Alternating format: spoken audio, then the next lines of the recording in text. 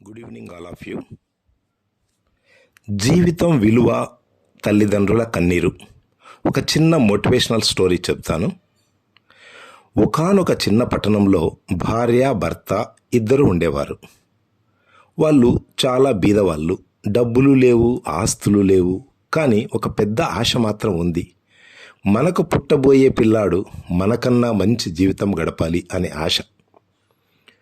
కొన్ని సంవత్సరాల తర్వాత వారికి ఒక అబ్బాయి పుట్టాడు. ఆ రోజు వాళ్ళ జీవితంలో పండుగ రోజు. డబ్బులు లేకపోయినా ఆ బిడ్డను చూస్తూ వారు ప్రపంచాన్ని మర్చిపోయారు. తండ్రి మొదట కారు డ్రైవర్గా పనిచేసేవాడు. అద్దె ఇంట్లో ఉండేవారు. రోజు సంపాదిస్తే రోజు తినేవారు. కొన్ని రోజులు తినడానికి కూడా సరిపడని పరిస్థితి.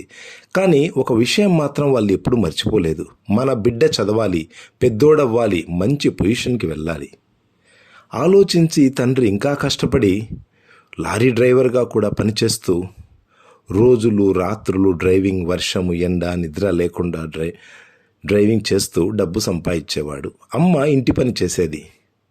కొన్ని ఇళ్లలో పనిచేసి డబ్బు సంపాదించేది. వాళ్ళు తినకపోయినా పర్వాలేదు, కానీ బిడ్డకు మంచి బట్టలు, మంచి చదువు ఉండాలి అనుకున్నారు. పిల్లవాడు పెరుగుతాడు. ఆ అబ్బాయి చాలా ముద్దుగా పెరిగాడు. అమ్మా నాన్న అతని కంటికి రెప్పలా చూసుకున్నారు.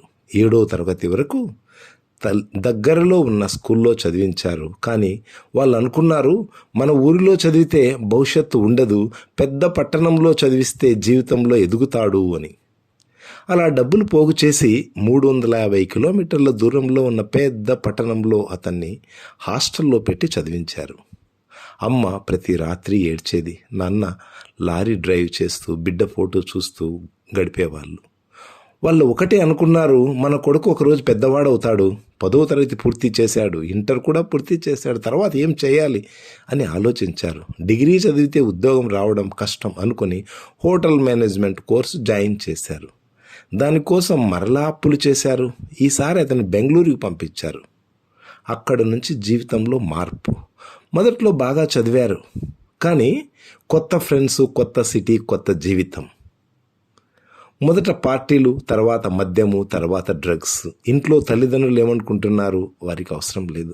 మన కొడుకు పెద్ద చదువులు చదువుతున్నాడు, మన కష్టాలు త్వరలో ముగుస్తాయి. కానీ అక్కడ మాత్రం అతను డబ్బులు చదువుకు కాదు, జల్సాలకు ఖర్చు పెట్టాడు. తండ్రి రాత్రి లారీ నడుపుతూ నా కొడుకు కోసం అనుకునేవాడు. అమ్మ ఇతరుల ఇళ్లలో పనిచేస్తూ నా కొడుకు మంచి ఉద్యోగం చేస్తాడు అనుకునేది.